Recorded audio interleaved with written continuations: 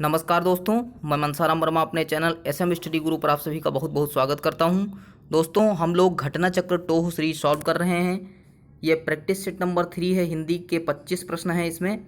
इससे पहले practice set number 1 और प्रैक्टिस सेट नंबर 2 के सभी सब्जेक्ट्स के सभी पार्ट्स करवाए जा चुके हैं। आप चैनल पर विजिट करके उनका भी लाभ उठा सकते हैं, उनको भी देख सकते हैं। अगर आप इस पूरी टोह सीरीज को सॉल्व करते हैं, जितने भी वीडियोस चैनल के माध्यम से मिलते हैं, आप उनको देख कर जाते हैं, तो आपके सभी चैप्टर्स का रिवीजन आसानी से आराम से हो जाएगा और एग्ज़ाम में आप बेहतर कर पाएंगे। स्टार्ट करते हैं आज का वीडियो। पहला प्रश्न गद्यांश से रिलेटेड है। गद्यांश यहाँ पे लिखा हुआ है 126 से 130 तक के क्वेश्चंस आपको गद्यांश पढ़ के करने हैं। तो हम बताते हैं कि सबसे पहले आपको क्वेश्चंस पढ़ना चाहिए। क्वेश्चंस पढ़ने के बाद आपको गद्यांश में देखना चाहिए कहाँ पे लिखा हुआ है। तो 26 नंबर क्वेश्चन है, महाकाव्य की रचना किसको प्रदर्शित करने के लिए की जाती है। तो आपको ऊपर देखना है महाकाव्य की रचना। महाकाव्य की रचना आपको मिल जाएगा। सभी लोग आंसर करेंगे। तो इसका सही ऑप्शन होगा option number D. Option number D यानी कि किसी महाचरित्र के विराट उत्कर्ष को। तो ऑप्शन नंबर डी यहाँ पे सही हो जाएगा। अब हम यहाँ पे दिखाते हैं कहाँ पे लिखा हुआ है। ये देख सकते हैं आप, सेकंड लाइन में लिखा हुआ है किसी महाकाव्य के विराट उत्कर्ष। और यहाँ पे देख सकते हैं महाकाव्य की रचना जातीय संस्कृति के किसी प्रवाह सभ्यता के उद्गम संगम प्रलय किसी महाकाव्य के विराट उत्कर्ष अथवा आत्म तत्व के किसी चिर अनुभव रहस्य को प्रदर्शित करने के लिए की जाती है। तो आपको सही आंसर मिल चुका है। नेक्स्ट प्रश्न है 127, आर्य सभ्यता के विकास काल में किनके मध्य संघर्ष हो रहा था। तो ऑप्शन सभी लोग देख पा रहे होंगे। तो यहाँ पे लिखा है आर्य सभ्यता के विकास काल। तो आर्य सभ्यता के विकास काल यहाँ पे देखते हैं, आर्य सभ्यता के विकास काल। तो यहाँ पे मिलेगा आपको, यहाँ पे आप देख पा रहे होंगे लिखा हुआ है आर्य काल। आर्य सभ्यता के विकास काल में जब देव और दानवों अर्थात देव और असुर संस्कृतियों का संघर्ष हो रहा था। तो यहाँ पे आपको सही आंसर मिल चुका है। तो इसका सही आंसर होगा ए ऑप्शन। ए ऑप्शन यहाँ पे देख सकते हैं देव और असुर संस्कृतियों के मध्य। नेक्स्ट प्रश्न है महाभारत किस युग के अंत में लिखा गया है। तो आपको देखना है, ऊपर लिखा हुआ है महाभारत का जिक्र हुआ है। तो गद्यांश में देखते हैं महाभारत कहाँ पे लिखा हुआ है। तो महाभारत आपको मिल चुका है। यहाँ पे लिखा हुआ है महाभारत के बारे में द्वापर की बात हो रही है। तो यहाँ पे सीधा आंसर करना है। तो इसका सही आंसर होगा 128 का सही आंसर होगा बी ऑप्शन। बी ऑप्शन यानी कि द्वापर के अंत में। नेक्स्ट प्रश्न है महाभारत को कैसा सृजन कहा जाता है। तो इसमें देख सकते हैं ऊपर आपको मिल जाएगा गद्यांश में, महाभारत को अत्यंत दुखांत सृजन है। महाभारत क्या है, अत्यंत दुखांत सृजन बताया गया है। तो यहाँ पे देख सकते हैं ऑप्शन नंबर सी में आपको मिल जाएगा, ऑप्शन नंबर सी दुखांत सृजन। तो इस नेक्स्ट प्रश्न है महाकाव्य की रचना में क्या होना चाहिए। महाकाव्य की रचना में क्या होना चाहिए। तो आप पैराग्राफ पढ़ेंगे तो आपको मिल जाएगा कि ये आप देख सकते हैं यहाँ पे फर्स्ट लाइन में ही है, महाकाव्य की रचना जातीय संस्कृति के किसी महाप्रवाह। तो यहाँ पे आपको जातीय संस्कृति मिल चुका है। तो ये आंसर मार्क करना है 130 में बी ऑप्शन, यानी कि जातीय संस्कृति का महाप्रवाह। तो इस प्रकार गद्यांश समाप्त हुआ। अब नेक्स्ट प्रश्न की ओर बढ़ते हैं। शुद्ध वाक्य का चयन करना है। शुद्ध वाक्य लिखे हुए हैं यहाँ पे, इसमें से एक शुद्ध वाक्य लिखा हुआ है उसका चयन करना है। सभी लोग आंसर करेंगे। तो इसका ऑप्शन नंबर सी सही होगा, प्रत्येक व्यक्ति कविता नहीं कर सकता। ये सही लिखा हुआ है। नेक्स्ट प्रश्न है जिस प्रश्न में एक्सप्लेनेशन की आवश्यकता होगी हम जरूर बताएंगे। इनमें से एक वाक्य अशुद्ध है, वह वाक्य है। तो सही आंसर सभी का आ गया होगा। यहाँ पे बी ऑप्शन सही हो रहा है। ये अशुद्ध वाक्य लिखा हुआ है, मैं अपनी बात का स्पष्टीकरण करने के लिए तैयार हूँ। ये गलत लिखा हुआ है, बाकी सभी सही है। मैं दर्शन करने आया हूँ, लड़का मिठाई लेकर दौड़ता हुआ घर आया, वहाँ भीड़ लगी थी। ये सभी सही लिखा हुआ है। नेक्स्ट प्रश्न की ओर बढ़ते हैं। 133 नंबर, मजदूर और प्रेम के लेखक कौन हैं? तो इसका सही हो रहा है ऑप्शन नंबर डी, यानी कि सरदार पूर्ण सिंह। सरदार पूर्ण सिंह ने लिखा है मजदूरी और प्रेम। इनके और भी अन्य निबंधों की बात करें तो आचरण की सभ्यता, तो आचरण की सभ्यता किसकी है? सरदार पूर्ण सिंह की है। नेक्स्ट बात करें कन्यादान निबंध सरदार पूर्ण सिंह ने लिखा है। एक और बात करते हैं सच्ची वीरता और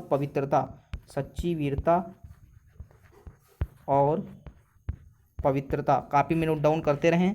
तो हो गए 4, आचरण की सभ्यता, कन्यादान, सच्ची वीरता, पवित्रता, ये सरदार पूर्ण सिंह के और भी निबंध हैं, साथ में मजदूरी और प्रेम। तो नेक्स्ट प्रश्न है अज्ञेय का पूरा नाम, अज्ञेय जी का पूरा नाम बताना है। तो इनका पूरा नाम था सच्चिदानंद हीरानंद वात्स्यायन। इनको हम प्रयोगवादी कवि कहते हैं, प्रयोगवादी कवि, इनके बारे में जानना है। प्रयोगवादी कवि किसको कहा जाता था? सच्चिदानंद हीरानंद वात्स्यायन, इनका शॉर्ट फॉर्म में नाम था अज्ञेय। नेक्स्ट प्रश्न है जिनका उच्चारण बिना किसी विघ्न बाधा के होता है वे कहलाते हैं। 135 का सही आंसर करना है। इसका सही आंसर होगा ऑप्शन नंबर बी, यानी कि स्वर। जिनका उच्चारण बिना किसी विघ्न बाधा के होता है वे क्या कहलाते हैं? स्वर कहलाते हैं। और इनके उच्चारण में किसी दूसरे वर्ण की सहायता नहीं ली जाती है। ये क्या होते हैं? स्वतंत्र होते हैं। स्वर क्या होते हैं? स्वतंत्र होते हैं। नेक्स्ट प्रश्न है किसका उच्चारण हा की तरह होता है और इसका प्रयोग संस्कृत में सर्वाधिक होता है? सही आंसर करना है।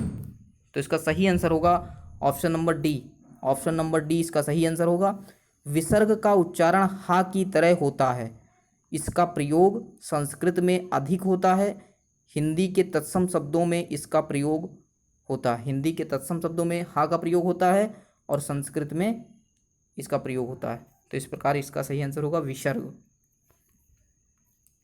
अगर आपको क्वेश्चंस का लेवल अच्छा लग रहा है और आपको वीडियो अच्छा लग रहा है तो वीडियो को लाइक करिए, शेयर ज़रूर कर दीजिए और चैनल को सब्सक्राइब कर लीजिए, क्योंकि सभी महत्वपूर्ण वीडियोस आपको यहाँ पे मिल रहे हैं लगातार।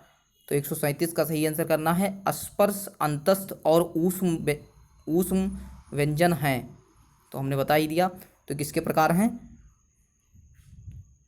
स्पर्श, अंतस्थ, ऊष्म, ये किसके प्रकार हैं? तो इसका सही आंसर करना है, जैसा कि मैंने बताया, व्यंजन के प्रकार हैं। तो व्यंजन के प्रकार हैं स्पर्श, अंतस्थ और ऊष्म व्यंजन के प्रकार हैं। स्पर्श व्यंजन को हम कहाँ से बोलते हैं? कंठ, तालु, मूर्धा, दंत और ओष्ठ के स्पर्श से। और अंतस्थ व्यंजन जीभ, तालु, दांत और होठों के परस्पर सटने से होता है। और ऊष्म का मतलब होता है घर्षण यानी कि रगड़ से बोलते हैं।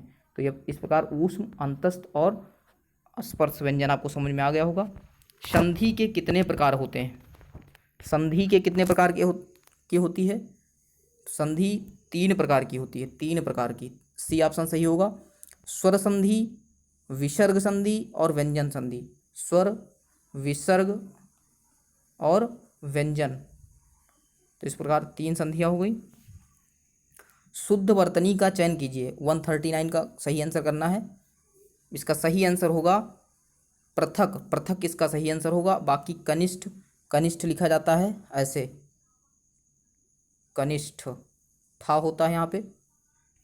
अगर हम इसकी बात करें तो इसको हम लिखते हैं दधीची, द धी और ची, दधीची।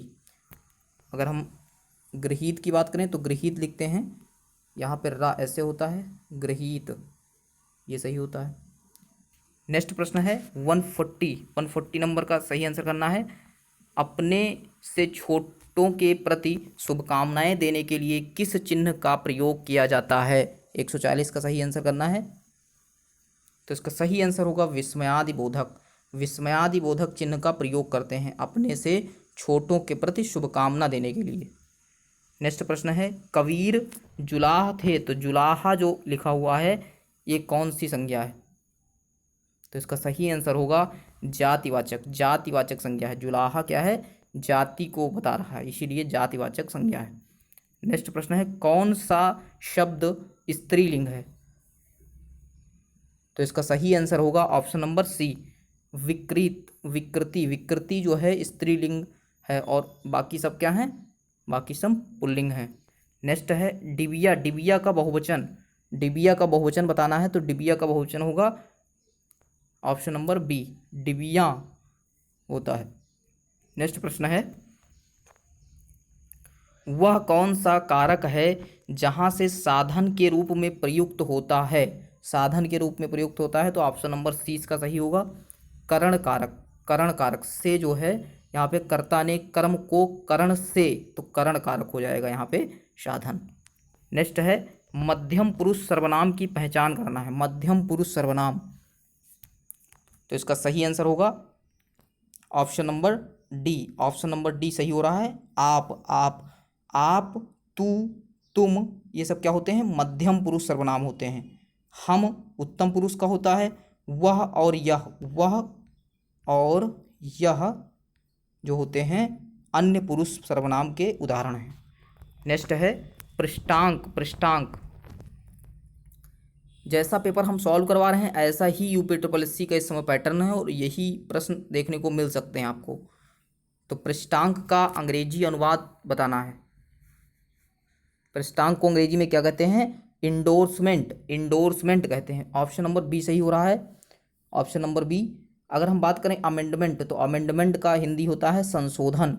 वेरिफिकेशन का होता है सत्यापन। वेरिफिकेशन का होता है सत्यापन। नेक्स्ट अगर हम बात करें तमाशा, तमाशा कौन सा शब्द है? तो तमाशा शब्द है अरबी शब्द है, अरबी शब्द। ऑप्शन नंबर डी सही हो रहा है, तमाशा अरबी शब्द है। लास्ट में आप अपना स्कोर जरूर कमेंट करें और वीडियो कैसा लगा आप अपनी प्रतिक्रिया जरूर दें। नेक्स्ट प्रश्न की ओर बढ़ते हैं। 148 नंबर, किरकिरा होना। किरकिरा होना का मुहावरे का अर्थ बताना है, तो इसका सही आंसर होगा विघ्न आना। किरकिरा होना यानी कि विघ्न आना, सही आंसर होगा। नेक्स्ट प्रश्न है अनुस्मारक। अनुस्मारक का को कहा जाता है, क्या कहा जाता है? तो अनुस्मारक को कहा जाता है स्मरण पत्र। किसी पत्र को हम भेजते हैं और उसका रिप्लाई नहीं आता है तो उसको हम दोहराने के लिए अनुस्मारक पत्र जो है भेजते हैं, तो उसको हम कहते हैं स्मरण पत्र, यानी कि याद दिलवाने के लिए। नेक्स्ट प्रश्न है, लास्ट प्रश्न है, जो कर्तव्य से च्युत हो गया है वाक्यांश के लिए एक शब्द होगा। ऑप्शन सामने है, सभी को आंसर करना है। तो इसका सही आंसर होगा ऑप्शन नंबर बी, कर्तव्य च्युत। तो कर्तव्य ये सही होगा ऑप्शन बी नंबर। तो इस प्रकार 25 प्रश्न समाप्त हुए। नेक्स्ट वीडियो में मिलते हैं नेक्स्ट सीरीज के साथ। Thank you so much. जय हिंद, जय भारत।